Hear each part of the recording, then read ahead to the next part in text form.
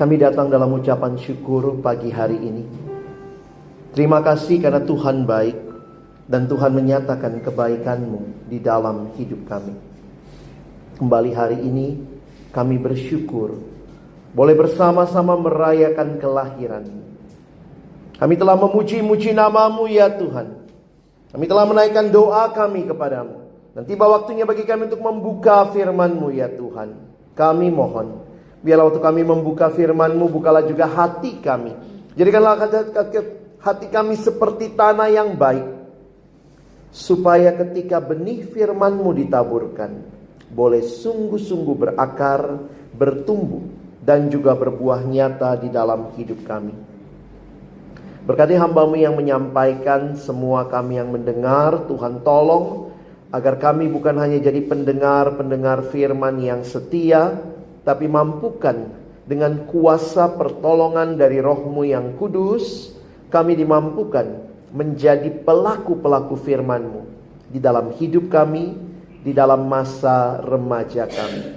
Bersabdalah ya Tuhan, kami sedia mendengarnya.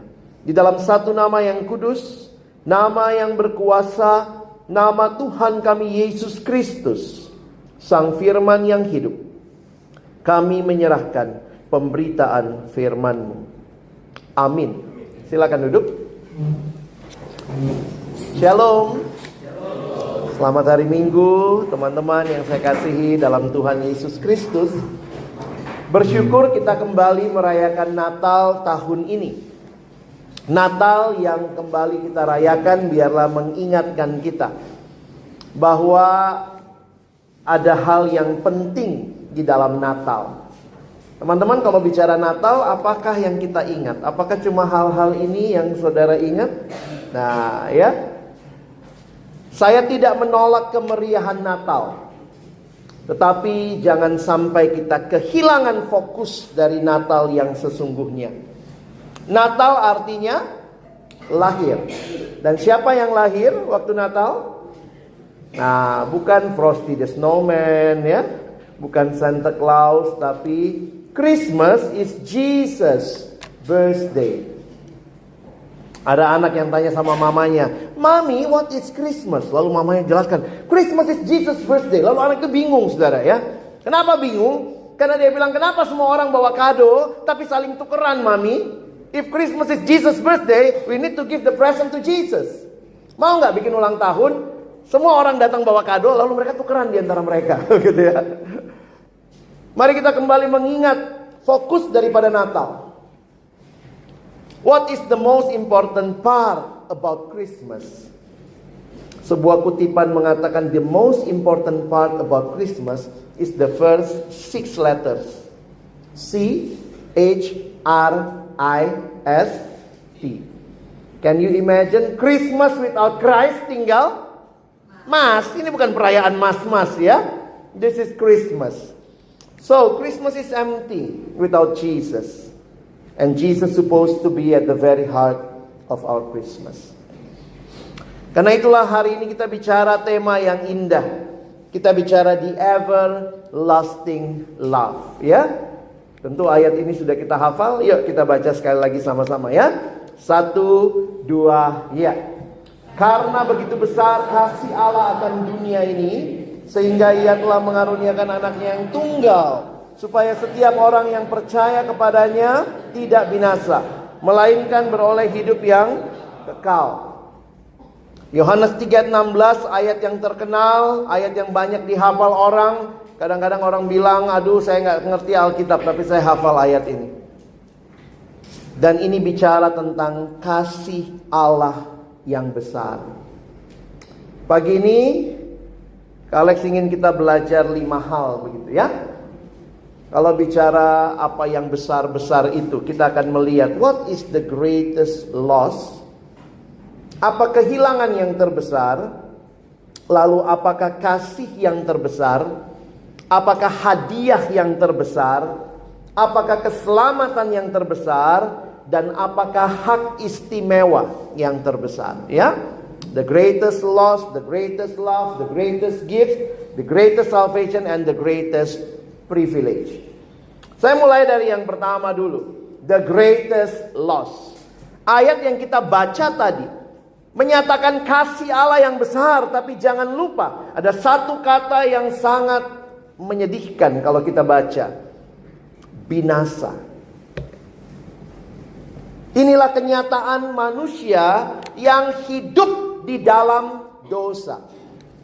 Teman-teman, dosa di dalam Alkitab menggunakan banyak istilah. Salah satunya dipakai istilah ini, hamartia ya. Jadi hamartia itu seperti orang lagi memanah. Harusnya kan yang kena bidang panahnya ya, khususnya yang paling tengah. Tetapi di dalam dosa tidak mencapai sasaran, malah missing the mark, missing the target. Masih ingat waktu Tuhan ciptakan manusia? Tuhan punya tujuan supaya manusia menyembah Allah, supaya manusia mengasihi sesama, supaya manusia menerima diri, dan supaya manusia memelihara alam. Ya, Allah disembah, sesama dikasihi, diri sendiri diterima, alam dipelihara. Tapi ini missing the mark, tidak mencapai target. Kalian kasih contoh ya. Saya pegang apa ini? Gunanya apa? Tahu dari mana?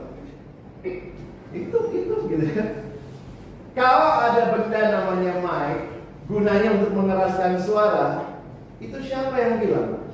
Kalau kita beli benda elektronik biasanya disertai buku panduannya, buku manualnya. Siapa yang keluarin? Penciptanya, ya, pabriknya. Jadi ini namanya mic karena memang dicipta untuk mengeraskan suara seperti kata penciptanya. Kalau misalnya saya orang kampung nih, belum pernah datang ke kota, lalu saya lihat ini, apa ini? Oh, ini buat gatal. Oh ya. Saya mau tanya, mic mencapai tujuannya dicipta? Tidak. Pasti tidak. Penciptanya bukan berharap ini jadi gaungkan, saudara ya. Itu yang disebut dengan missing the mark. Harusnya Allah disembah, tapi manusia dalam dosa berontak kepada Allah, boro-boro menyembah Allah. Sesama harusnya dikasihi. Kejadian pasal yang keempat, seorang koko tega bunuh adiknya sendiri. Diri sendiri harus diterima. Tapi banyak orang, remaja khususnya, kalau lihat kaca mulai menyesali diri. Tuhan serius kasih ciptaan aku, gitu ya. Yang mana hidung Tuhan, yang mana hidung, masa muka aku hidung semua, gitu ya. Manusia sulit menerima diri. Dan alam harusnya dipelihara. Lucu ya, begitu jatuh dalam dosa, semua ordernya kebalik. Pendeta Stephen Tong bilang manusia dalam dosa itu jatuhnya ke atas. Kenapa? Karena mau jadi Allah. Jatuhnya ke atas. Tapi kalau manusia jatuh ke atas, lebih gilanya Allah dibuang, alam disembah. Harusnya Allah disembah, alam dipelihara. Begitu lihat batu besar, pohon besar, permisi engkong ya, makan-makan dulu ya. Di dalam dosa tidak mencapai tujuan Allah. Harusnya Allah disembah, sesama dikasihi, diri sendiri diterima, dan alam dipelihara. Di dalam dosa yang paling penting adalah aku. How do you spell sin? How do you spell sin? S-I-N. What is sin? Sin is the I in the center. Aku yang paling utama. Di dalam dosa manusia merasa yang penting aku puas, aku senang, aku untung, aku aman, akulah segala-galanya. Bukan lagi Tuhan, bukan lagi sesama. Karena itu ingat ya, betapa mengerikannya hidup di dalam dosa. Itu adalah sebuah hidup yang terbelenggu. Manusia bukan hanya melakukan dosa, tetapi manusia yang menikmati dosa, manusia dibelenggu di dalam dosa, tidak bisa keluar. This is the greatest loss. Betapa mengerikannya. Dan banyak hal yang mengikat manusia. Tadi kita sudah lihat ya, minuman keras, narkoba. Tapi mungkin kamu bilang, saya nggak gitu sih kok. Oke. Anak sekarang apalagi kayaknya susah ya. Bukan susah ya, orang tuanya sangat menjaga dan segala macam. Tapi banyak hal-hal baik Yang kalau tidak dipakai dengan baik, hati-hati, ini juga bisa jadi dosa. Jadi hari ini kalian ingin kita belajar mengerti bahwa ada keterikatan modern yang mungkin itu juga jadi keterikatannya. Tentu hal-hal buruk seperti narkoba. Saya pernah satu kali diajak habis pelayanan tuh di Bandung. Ayo Kak, kita narkoba. Kaget, ini pengurusnya yang ngajak ya. Narkoba apa? Nasi kornet babi. Saya kalau dulu pesan 2 narkoba gitu ya. Tapi kemudian saya ingat juga ada satu anak yang waktu itu setelah dengar ceramah, waktu itu saya bawakan tentang bahaya narkoba begitu ya. Dia deketin saya, lalu dia tanya sama saya, Koko pernah pakai narkoba nggak? Enggak. Oh gitu ya. Tadi Koko bilang nggak boleh narkoba ya? Iya enggak. Tapi Koko belum pernah pakai narkoba? Belum. Kalau belum pernah pakai, kenapa bilang nggak boleh kok? Saya bilang ini remaja ya. Saya liatin dia ini ya. Gue yang bego apa lu ya? Terus saya bilang sama dia, itu prinsipnya ya? Iya. Kalau belum pernah pakai, jangan bilang nggak boleh kok. Wah, saya benar lihat dia, saya bilang ini, lu mau masuk penjara nggak? Enggak lah, kok penjara baik apa jelek?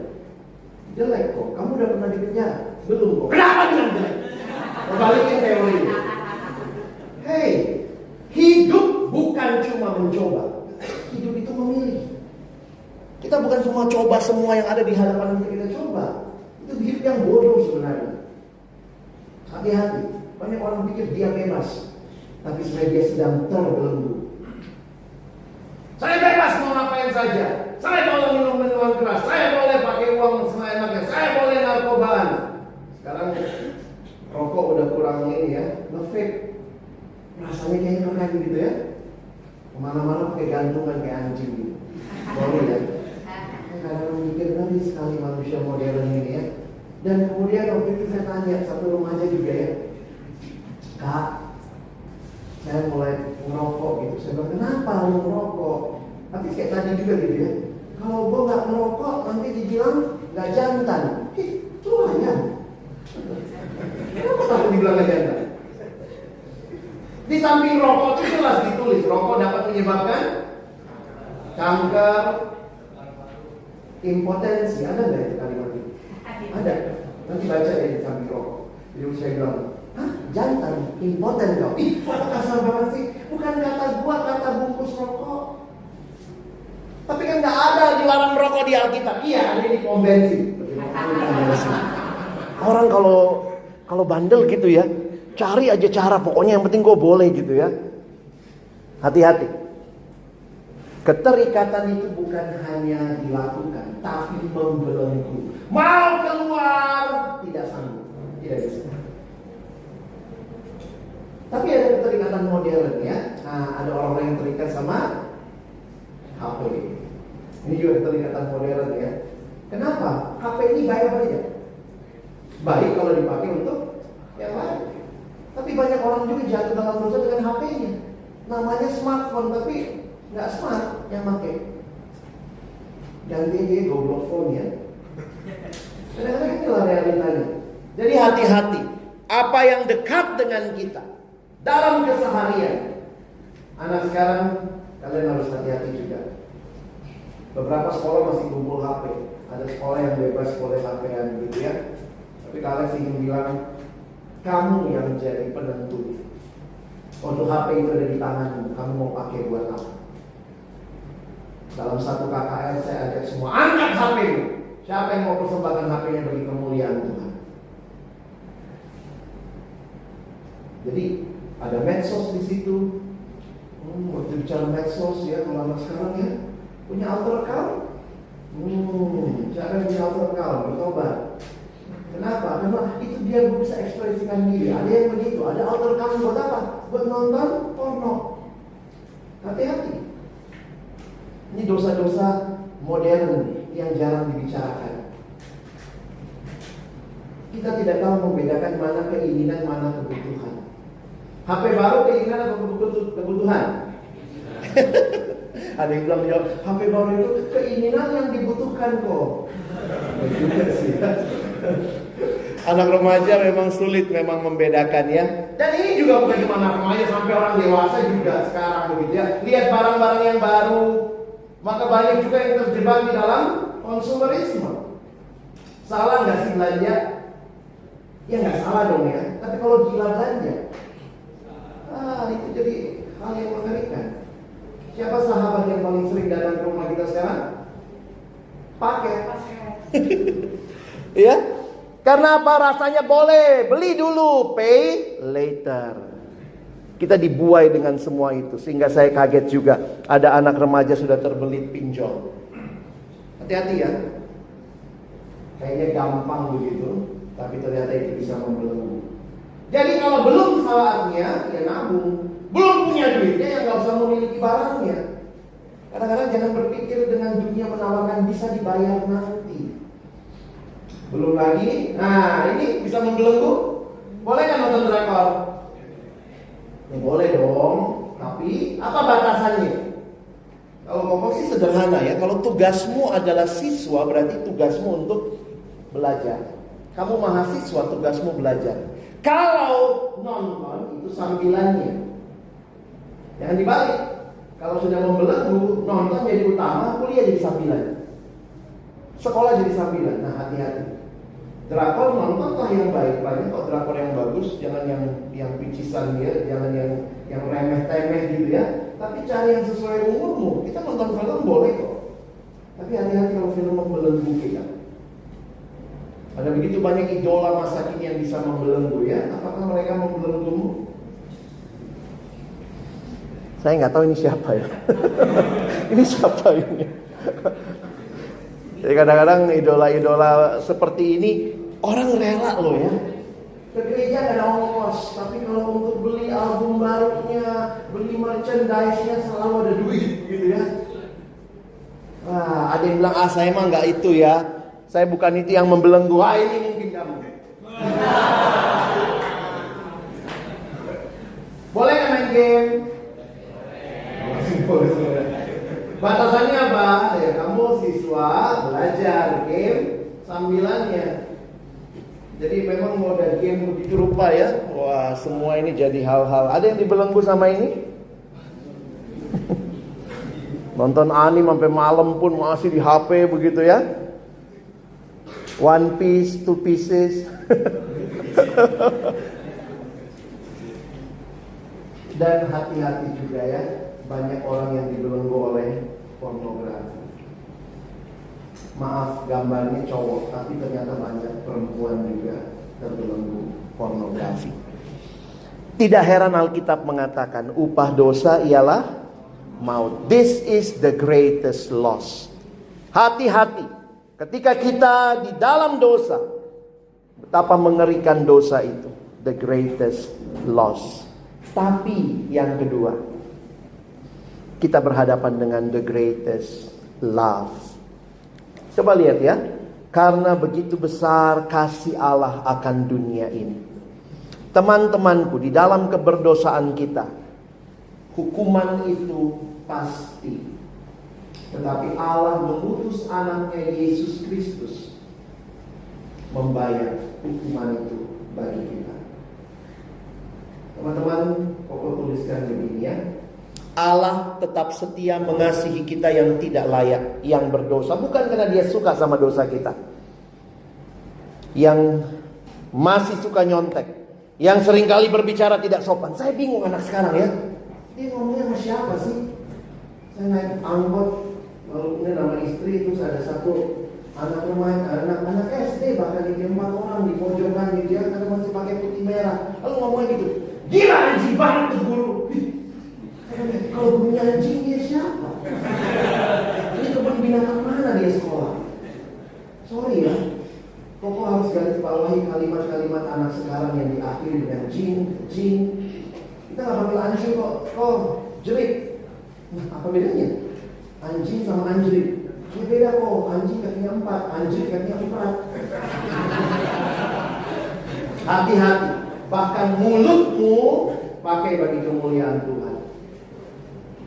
Kayak rasanya gaul gitu. Iya, anjing. Saya bilang, coba ya, kalau misalnya saya ciptakan mic, Lalu Mike dipanggil, hewan, anjing. Siapa yang marah? Penciptanya dong. Penciptanya Mike. Oh, kau panggil temanmu anjing. Jangan bilang, dia gak tersinggung kok, dia senang. Tapi penciptanya akan bilang, saya tidak menciptakan anjing. Stop yang bicara seperti itu mulai sekarang. Itu bukan gaul. Itu tidak mengerti apa artinya dicipta segambar dan serupa dengan Allah. Please, jadi anak terang dalam hal-hal yang paling sederhana. Caramu bicara, caramu menghadapi orang lain, caramu bertutur kata. Ya, itu kadang-kadang ngeri ya. Yang sering tidak bicara tidak sopan, yang suka melawan orang tua guru, yang menganggap orang lain lebih rendah, membuli teman. Enggak bully kok, itu cuma bercanda. Hei, kalau bercanda dua-duanya ketawa. Kalau yang satu nangis, biasa di dalam hati, itu namanya udah bully. Jadi hati-hati teman-temanku ya.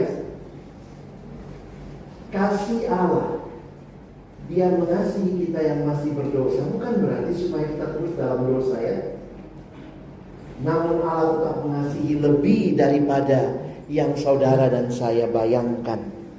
Kenapa? Karena Dia mau kita hidup memuliakannya. Saya tidak setuju kalau orang bilang silakan lanjutkan dosa, kan Allah mengasihi. Jadi kayak Allah punya tip X gitu ya. Kalau zaman dulu pakai tip X ya. Jadi udahlah pakai jatah. Kalau saya nggak pakai jatah dosa, gimana pengampunan Allah kepake? Itu orang yang tidak mengerti anugerah Allah. Kalau kau mengerti anugerah Allah, maka kau mengerti Allah mengasihi yang masih berdosa, supaya kau dan saya kembali tidak lagi hidup dalam dosa, tapi hidup memuliakan Dia. Teman-teman yang dikasihi Tuhan, itulah ayat yang menarik yang kita baca sama-sama ya. Yuk kita baca Yeremia 31 ayat 3. 1, 2, ya. Dari jauh Tuhan menampakkan diri kepadanya. Aku mengasihi engkau dengan kasih yang kekal. Sebab itu ingat kasih Allah yang kekal, bukan supaya kita terus hidup dalam dosa. Selanjutnya, the greatest gift. Allah menyatakan kasih-Nya. Kadang-kadang kalau Natal begini kita sering tukeran kado gitu ya. Paling kesel ya kalau tukeran kado, kalau dapat kado yang kita nggak butuh, benar nggak? Tumbler lagi. Simpan buat tahun depan, tuker lagi. Tapi begini, sebenarnya Natal bukan kita yang kasih hadiah kepada Allah. Natal pertama, Allah yang kasih hadiah kepada dunia. Dan hadiah itu saudara dan saya sangat butuhkan. Tukar kado kita nggak butuh hadiahnya kadang-kadang, tapi hadiah yang diberikan Allah pada waktu Natal, Allah mengaruniakan anaknya yang tunggal. Teman-teman yang dikasihi Tuhan, bukti kasih Allah adalah Dia memberikan anaknya. Hadiah yang diberikan bagi kita. Dosa itu masalah kita. Solusinya dari siapa? Dari Tuhan. Kau senang kumpulin gambar ya? Atau tulisannya ini, Jesus Christ, the God solution. Sin is our problem, but the solution is from God. Searching for the answer to life, Jesus, you have found me. Cari di mana ini ya, keyboard S-nya 2 begitu ya. Dan apa yang Yesus lakukan? Dia datang ke dalam dunia. Yesus bukan datang untuk studi tour, studi banding, live in gitu ya. No. Tapi lihat yang dituliskan di dalam Matius 1 ayat 21. Ini kalimat malaikat kepada Yusuf. Waktu Yusuf berniat menceraikan Maria diam-diam. Malaikat bilang apa? Iya. Ya, di ayat sebelumnya. Jangan ceraikan ya. Iya, Maria akan melahirkan anak laki-laki. Dan engkau Yusuf akan menamai dia Yesus. Karena apa? Dialah yang akan menyelamatkan umatnya dari dosa mereka. Hadiah yang saudara dan saya terima pada waktu Natal adalah anak Allah sendiri. Yang Dia kirim bukan untuk sekadar jalan-jalan ke dunia, tapi untuk menyelamatkan umatnya dari dosa. Makanya kita semua butuh Yesus Kristus. Waktu saya dapat siluet ini siluet hidup Yesus mulai dari lahir sampai Dia bangkit, Dia naik ke surga. Tapi numpang tanya, kok mau tanya, di mana Yesus bilang sudah selesai? Di kayu salib. Dia nggak bilang udah selesai di palungan ya. Bayangkan kalau ada gembala datang ada anak, udah selesai, lagi kan semua ya. Dia mengatakan sudah selesai di kayu salib. Yesus tidak mengatakan sudah selesai, habis dia kasih makan 5.000 orang, sudah selesai. No, kalau begitu kita nggak selamat. Gendut iya kali ya, karena makanan yang dikasih. Yesus tidak bilang sudah selesai, habis dia jalan di atas air, udah selesai. No, dia tidak datang buat akrobat. Dia bilang sudah selesai di atas kayu salib, karena disitulah dosamu dan dosaku diselesaikan. Kasih Allah tidak hanya di waktu Natal, tapi Yesus yang kita rayakan kelahirannya, dia bertumbuh besar, dia melayani, dia menderita, bahkan mati dan bangkit, naik ke surga, dan dia berjanji akan datang kedua kali. Teman-temanku, Yesus tuh bayar harga yang sangat mahal untuk penebusan kita. Dengan pengorbanannya di kayu salib, Yesus ingin memberitahukan bagiku, I love you. Teman-teman, kita nggak bisa bicara Natal terpisah dari Jumat Agung dan Paskah. Kadang-kadang kita romantisnya Natal ya. Ada yang bilang sama saya, Pak, masa Natal ngomong dosa? Malah saya bingung kalau Natal nggak ngomong dosa. Emangnya Yesus datang mau jalan-jalan? Dia datang untuk satu tujuan yang jelas. Karena itu kalau saudara perhatikan ini kalimat pendeta Billy Graham ya, kita baca sama-sama. 1, 2 ya. Allah membuktikan kasih-Nya pada kayu salib. Ketika Kristus digantung, berdarah dan mati, itulah saatnya Allah berkata kepada dunia, aku mencintaimu. Kalimat berikut ini agak susah diterjemahkan ya, karena ini keindahan bahasa. Ada bahasa Inggrisnya, coba kalian lihat ini, bisa jadi like di status ya. If we are looking for a definition of love, we should look not in a dictionary, but at Calvary. Kalian mau tahu apa itu kasih? Lihatlah tindakan kasih Allah di kayu salib, di Calvary. Karena kalau anak sekarang foto ya, love langsung gimana? Sarangnya ya, gitu semua ya. Sarang semut, sarang tawon gitu ya. Is this love? In the Bible, this is not love. This is love. Cuma bingung juga kalau foto sekarang begini. Yang kecil. Kasih Allah dinyatakan di kayu salib bagi kita, manusia yang berdosa. Supaya apa? Kita memperoleh the greatest salvation. Perhatikan istilah yang muncul. Hidup yang kekal. Binasa, tapi yang percaya memperoleh hidup yang kekal. Kita dibebaskan teman-temanku di dalam Kristus. Bukan hanya dibebaskan sekarang ini waktu engkau percaya, tapi kita beroleh hidup yang kekal. Dan apa yang menjadi hak istimewa kita?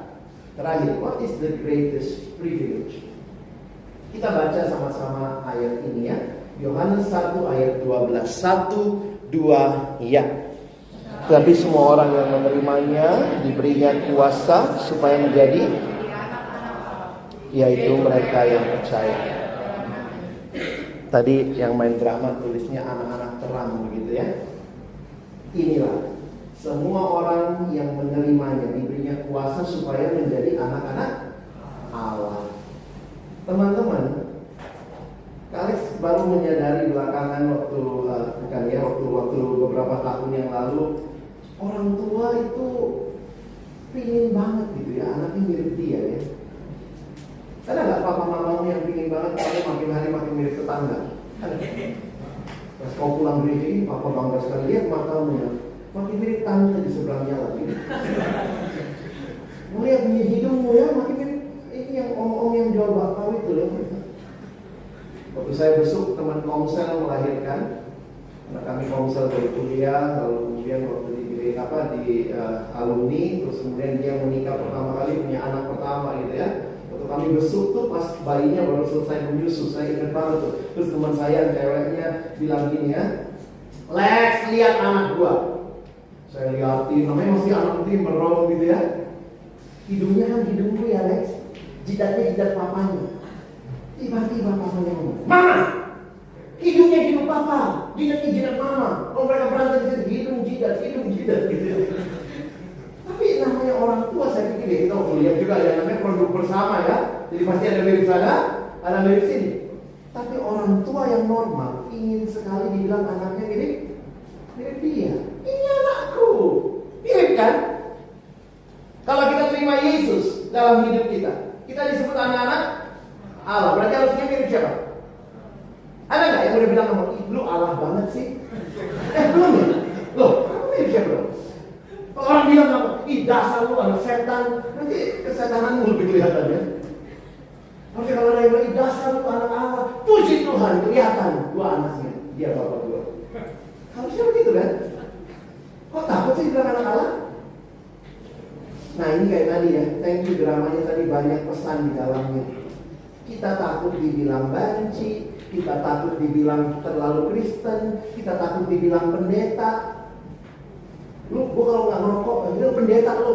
Pasti di dalam puji Tuhan. Gitu ya? Nama saya Alex Nanlohi. Nanlohi itu marga saya. Jadi kalau ada orang bilang ini dasar ke Alex, sok Nanlohi, marah nggak saya? Harusnya nggak marah dong, karena saya memang Nanlohi. Saya Alex Nanlohi. Kalau orang bilang kamu dasar lu mirip Allah, ya thank you. Gua anaknya. Kenapa mesti takut? Kadang-kadang kita takut dibilang terlalu kudus, terlalu Kristen. Atau orang terlalu Kristen, puji Tuhan, berarti kelihatan gua Kristen. Yang ngeri adalah waktu kamu lupa ingat kisah itu kayak drama Indonesia gitu ya. Apa sih yang Indonesia? Tahu-tahu nanti suka gitu ya, jatuh, hilang ingatan. Aduh, panjang nih dramanya sama lagi 30 seri. Kadang-kadang gua pikir gini, kenapa dia nggak bawa KTP? Harusnya dia bawa KTP ya. Gitu jatuh, hilang ingatan, siapa aku ini kau? Di mana aku tinggal, ini rumahmu, kasih ongkos buat dia pulang. Hai anak-anak Tuhan, jangan lupa identitas ya. Dan kalau orang bilang lo Tuhan banget, puji Tuhan. Kalau mau dibalas, gue balas nih. Lu setan banget. Gitu ya.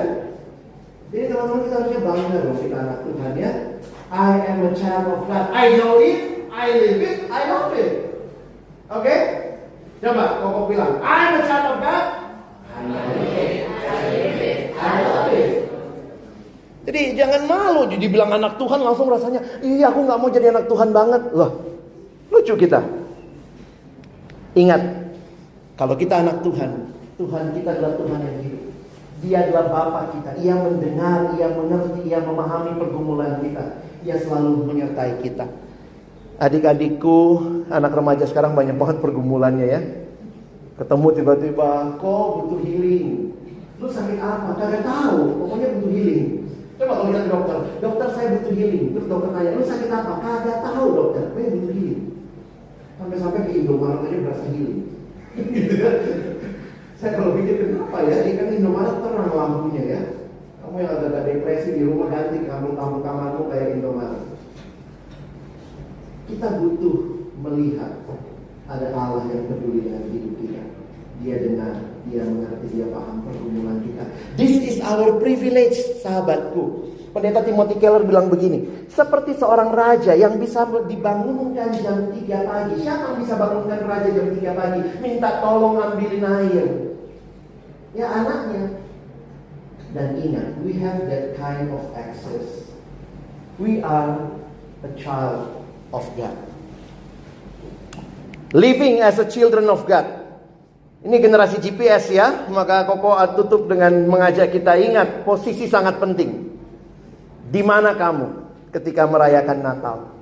Natal bukan hanya dirayakan, oh sudah selesai, semua sudah selesai. Tapi apakah ada hidup yang berubah? Yang lama sudah berlalu, Tuhan sudah kasih hidup yang baru. The everlasting love bukan hanya selesai di khotbah, tapi dalam hidup yang bertindak, di dalam cara belajar akan berbeda. Kalau kamu bergaul, sekarang berbeda. Bukan mempermalukan Tuhan, tapi bergaul mempermuliakan Tuhan. Nanti kamu yang Koko Cici yang sudah bekerja, pekerjaanmu pun memuliakan Tuhan. Bapak Ibu yang ada di sini, melalui pekerjaan kita memuliakan Tuhan. Sampai kehidupan rumah tangga ke depan, kiranya juga memuliakan Tuhan. If you experience that everlasting love, your life will change.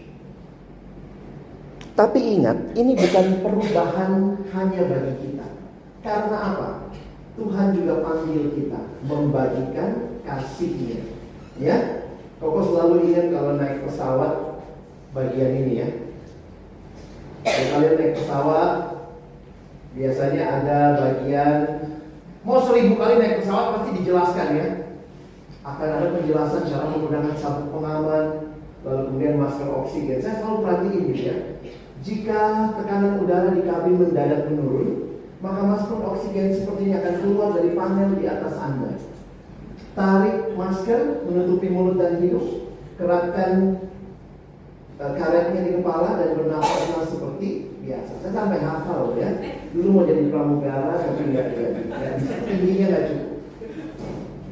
Nah, teman-teman, yang menarik adalah bagian berikutnya. Waktu dia bilang begini, bagi saudara yang bepergian dengan orang yang membutuhkan pertolongan, pakailah masker Anda lebih dulu, lalu menolong yang lain.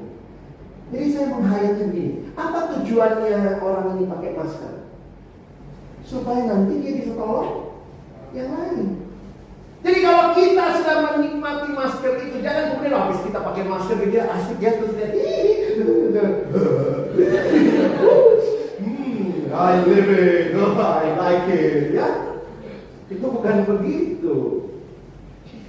Maka saudara yang alami the everlasting love, ingat ayat ini, ya. Baca sama-sama. 1 Yohanes 4 ayat 11. 1, 2, ya. Jikalau Allah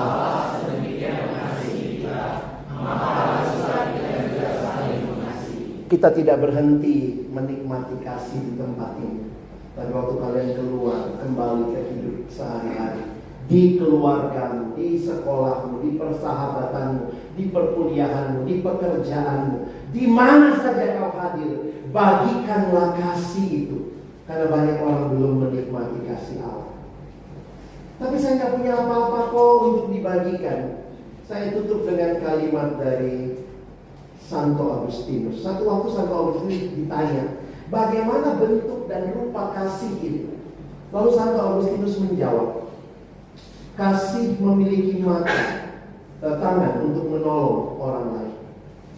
Kasih memiliki kaki untuk menghampiri mereka yang miskin. Kasih memiliki mata untuk melihat kebutuhan-kebutuhan orang lain.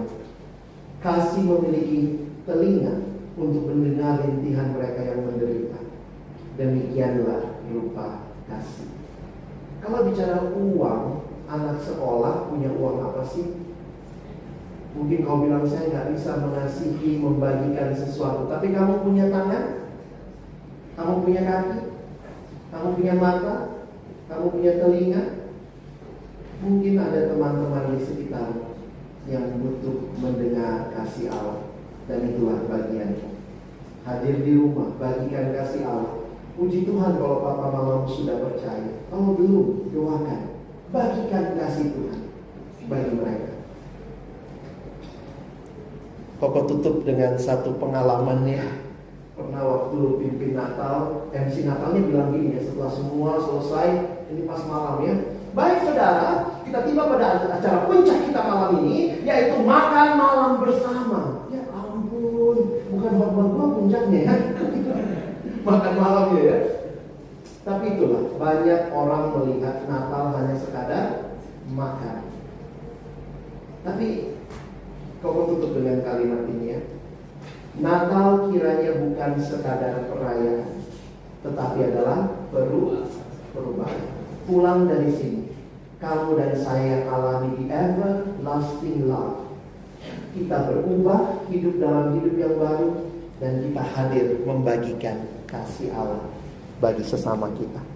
Selamat Natal 25 Desember 2024. Selamat menyambut tahun baru, tahun 2025. Tuhan mengasihi kita. Amin. Mari berdoa. Terima kasih untuk firman-Mu Tuhan. Tolong kami, orang-orang yang hidup di dalam dosa yang harusnya binasa, tapi karena kasih-Mu yang besar, kami diselamatkan.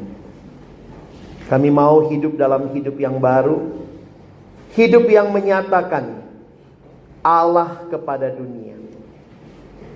Dan kami berdoa, biarlah kami juga hadir membagikan kasih-Mu bagi orang-orang yang belum mengenal Allah. Terima kasih. Meskipun kami adalah remaja, bukan berarti kami tidak bisa belajar mengasihi. Biarlah seluruh hidup kami, seluruh panca indera kami dipakai jadi alat kasih Tuhan bagi sesama di dunia ini. Terima kasih. Tolong kami mengalami Natal bukan hanya sebagai sebuah perayaan, tetapi sungguh adalah perubahan hidup. Terima kasih. Dalam nama Tuhan Yesus yang kami rayakan kelahirannya, kami sudah berdoa. Amin.